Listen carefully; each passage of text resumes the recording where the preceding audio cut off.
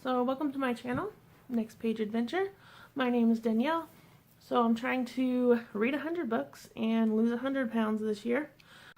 I wanted to make this video as like a reading and weight loss update because it's January 22nd. I haven't made a video in a couple weeks, or maybe about a week and a half, so I wanted to update my progress and tell people how I've done, the progress that I've made. So in reading, I'm pretty much on track to read my 10 books of the month this month. So I'm doing 10 months for the first few months of the year, and then I'm going to take it back to 8 or 9 because I probably won't read as much in the summer. So I've had a lot of 3-star ratings this year so far, but then I do have like 2 5-stars, so that's good. I've read about 5 books, I think, total. Well, one of them was actually a book that I started last year, and then I finished this year. It was the first book, and that was The Nightingale. The Nightingale by Kristen Hanna. I think that's the author. I'll put her over here. That was one of my 3-stars, and I know that sounds crazy because everybody loves that book. It was just... Actually, I gave it 3.5 or 4 stars, I think, because it wasn't really the book's fault. It was just a book that I went way out of my comfort zone to read, and yeah, I mean, it was a well-written book. It was just not something that I typically go for when I'm looking for something. I'm like more fantasy, and that was a book in the perspective of 2 sisters in France in World War II, and the author did a really good job of taking you to that time. Like, I feel like those people were real, you know, the characters that I read about. And it was sad, which I knew it would be going into it because it was a World War II book, and they're usually pretty sad. But, you know, I just got kind of bored, honestly. I know that sounds terrible, but I can't help it. It's not something that I usually read, so I did listen. It might have been the audiobook that did that, but I'm not sure. And it felt too long for what it was. I felt like a lot of the pacing was weird, and the length was kind of weird to me. I felt like it could have been shorter, since the author did go there were gaps in time. I feel like it could have been shorter. Like, I don't know if it was just, I know that a lot of detail is important for a book in that time, but I don't know. There's just something about it. I didn't like the length or the pace, but it was really beautifully written. The second book was actually Liene, that was called? Yeah, by J. Kristoff and Amy Kaufman? Yeah, Amy Kaufman. That was a 5-star. It was really exciting.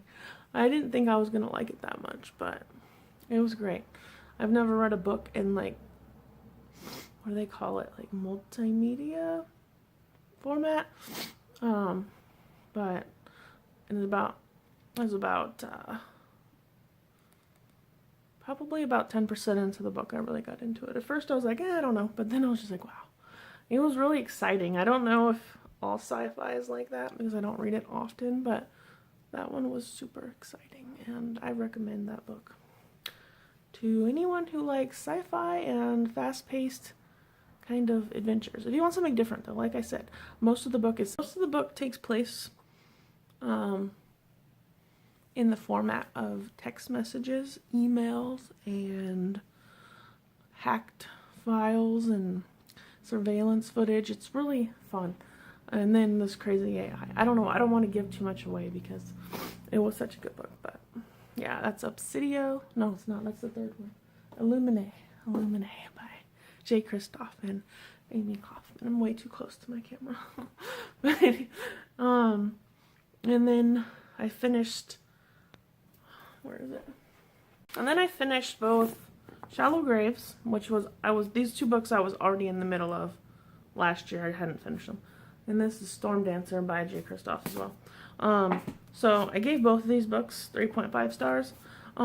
Storm Dancer, I liked the concept and the story, but I had trouble with some of the writing. It was a little bit too descriptive for me in the beginning. It was kind of like, I saw a review on Goodreads that said it was kind of like reading a Wikipedia page, and I totally agree.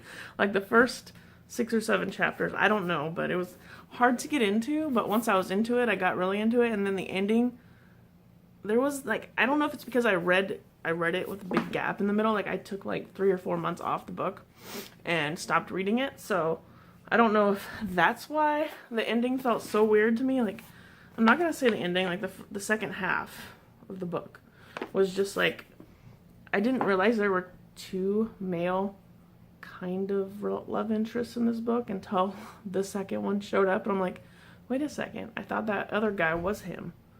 Like, I didn't realize there was 2 of them on the thing.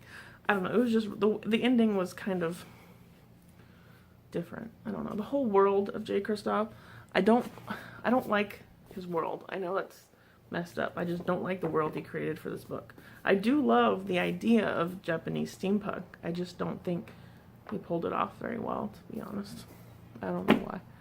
But the parts that I did like of this Storm Dancer were the main character and her... So I'm trying to think if this is a spoiler. It's kind of a spoiler, so I don't think I'll say it, but I mean, it makes me kind of wary to go into Nevernight because of how he... But everyone likes that book so much that... I don't know, maybe I'll like it. But I didn't... Storm Dancer was meh. I read... I finished... This is a standalone fantasy. I think it's YA. Shallow Graves by Callie Wallace.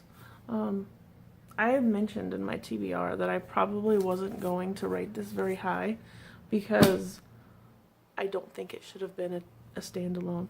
And I was right. Like, there were a lot of loose ends when the book finished. Like, there were a lot of, like, what happened here. Like, it felt like the beginning of a series, and there wasn't, it's like the author was sick of it and just decided to end it there. It's like there were characters that joined and you don't really know what happened. She doesn't give you any, and the ending did feel a little rushed and brushed over. So I was overly, the beginning was really good because the girl wakes up, it says this on the back, so it's not a spoiler, but she wakes up in a shallow grave a year after her death. Doesn't know how she got there, who killed her or what, but she has the ability to detect if people are murderers, basically, or if they've killed someone before. So, yeah, it sounds like a really good book, and it started out really well, but, yeah, like I said, it shouldn't have been a standalone. Like, I usually don't say that, but it felt like the beginning of a series and didn't have enough closure at the end for anything. It's like too many characters for a standalone. My last low rating, which was... I did these in a kind of a weird... I'm just telling you about them in the order that I read them, because obviously Illuminae was 5 and the rest of them have been 3 or 3.5. Another one. I've also finished the 3rd Mistborn series, which I thought would be a 5-star because everyone always told me how amazing the ending was. I had issues with the second one, but I still loved it. I don't know how to explain it. I still loved the book. I love a lot of the characters still, but I was overall disappointed with The Hero of Ages because it's kind of hard to articulate myself sometimes. I'm not very good at expressing my opinion. So I'm going to... It was kind of weird. I finished the book, and I had an issue that no one's ever brought up about the book. And then like 3 hours later, I see a girl that I'm subscribed to. I'm trying to remember her channel name. I'm going to find out. But I'm going to link her video, actually, down below. So if you really want to know the issues I have with Mistborn, if you care, I'm going to link her video down there because it has to do with religion, and I don't want to, like... I don't know, it just kind of...